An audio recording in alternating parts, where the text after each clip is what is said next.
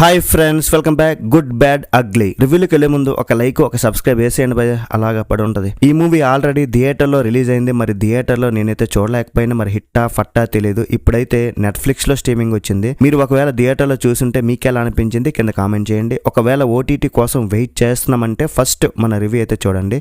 2 hours 17 minutes ఉంది. ఫ్యామిలీతో పాటు చూడొచ్చు. Directed by Adhik Ravichandran. Last movie Mark Antony and Bagheera సినిమాని కూడా ఇతనే తీశారు. మరి మూవీ విషయానికి వచ్చేస్తే ఏం చెప్పాలి, ఈ సినిమా తెలుగు ఆడియన్స్ కోసం తీసిన సినిమా మాత్రం కాదు. ఎవరు చెప్పినా ఇదే మాట అంటారు.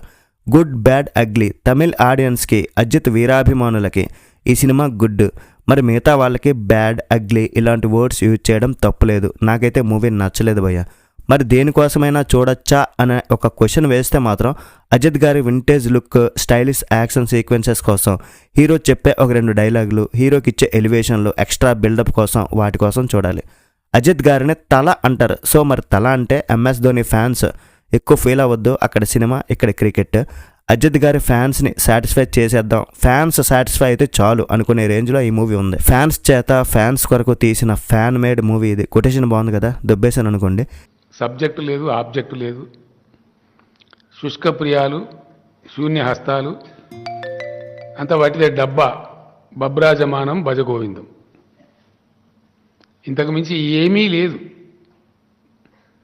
కేవలం ఎలివేషన్స్, యాక్షన్ సీన్స్ ఉంటే చాలు, ఫ్యాన్స్ ఖుషి అయిపోతారు. దానికోసం తీసినట్టు అనిపించింది భయ్య. బట్ సినిమా మాత్రం హై టెక్నికల్ వాల్యూస్ తో మాత్రం మంచి విజువల్ గా ట్రీట్. స్టోరీ అయితే పెద్దగా గొప్పగా లేదు భయ్య, simple. AK alias red dragon అతి పెద్ద గ్యాంగ్స్టర్, ఒరిజినల్ గ్యాంగ్స్టర్.